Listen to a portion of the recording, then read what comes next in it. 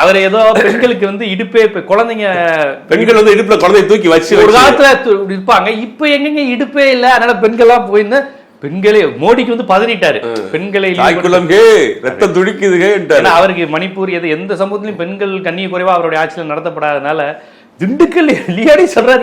இப்ப தமிழ்நாட்டுல என்ன தமிழ்நாட்டுல என்ன பேசணும், நேருவா அப்படின்னு இந்த நேரு இல்ல குறைங்க, இந்த நேருக்கு ஒரு நேரு இருக்கிறாரு, இதை வச்சுதான் பேச போறாங்க. அப்ப என்ன பண்றாங்க அப்படின்னா, நீங்க நல்லா நோட்டீஸ் பண்ணீங்கன்னா பாஜக அதிமுக பேசுற எல்லா விஷயத்தையும் முன்னாடி விஜய் பேசுறாரு.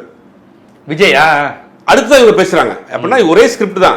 முதல்ல இவரை கொடுத்து பப்ளிசிட்டி பண்ணி சொல்லிடுறது. இந்த ஊர்ல வந்து சாயங்காலம் மீட்டிங் போறோம், காலையில் பிட் நோட்டீஸ் கொடுப்பாங்கல்ல, அது மாதிரி விஜய் வச்சு பிட் நோட்டீஸ் கொடுத்துறாங்க. ஆனா அவருக்கு வந்து தமிழ்நாட்டுல இந்த மாதிரி விஷயங்கள் மட்டும் தான் தெரியும், வேற எதுவும் வளர்ச்சி நாங்க இது வரைக்கும் 5 வருஷத்துல இதெல்லாம் பண்ணிருக்கோம். தமிழ்நாட்டுக்கு 4 எய்ம்ஸை கொண்டு வந்திருக்கிறோம், 4 ஏர்போர்ட்டை கொண்டு வந்திருக்கிறோம், ஒரு என்ஐடி மாதிரியான பல்கலைக்கழகங்களை உருவாக்கி இருக்கிறோம், ஒரு எய்ம்ஸ் மாதிரி ஒரு மருத்துவக் கல்லூரியை உருவாக்கி இருக்கிறோம் அப்படிங்கிற எதுவுமே திட்டங்களை சொல்லி அவங்க ஓட்டு கேட்பது சரித்திரமே கிடையாது.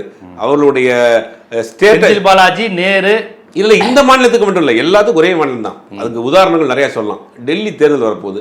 டெல்லி தேர்தல் வர்றதுக்கு 6 மாசத்துக்கு முன்னாடி என்ன பண்றாங்கன்னா, அரவிந்த் கெஜ்ரிவாலுடைய அமைச்சரவையில் இருக்கக்கூடிய மணிஷ் சிசோடியா போன்ற எல்லாரையும் அரெஸ்ட் பண்றாங்க. கடைசியில இவரையும் அரெஸ்ட் பண்றாங்க. அவருக்கு சொல்லக்கூடியது மதுபான ஊழல் கொள்கைன்னு. தெலுங்கானாவிலேயே அதே தான். சந்திரசேகர் அங்க இருக்கிற சந்திரசேகர் அம்மா கவிதா மேல வந்து மதுபான கொள்கை ஊழல் முறைகேடுன்னு சொல்லி அவங்க வழக்கு பதிவு பண்ணி இதே இடியை வச்சு தான் பண்ணாங்க. ஜார்க்கண்ட்லயும் இதே தான் பண்ணாங்க.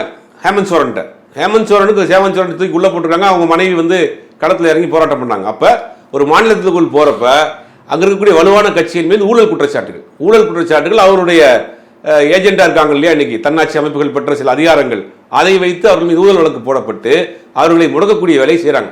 இப்ப இந்த 5 வருஷத்துல நேரு அவர்கள் தமிழ்நாட்டில் செய்திருக்கக்கூடிய விஷயங்கள் பாக்குறப்ப பிரமிப்பா இருக்கு.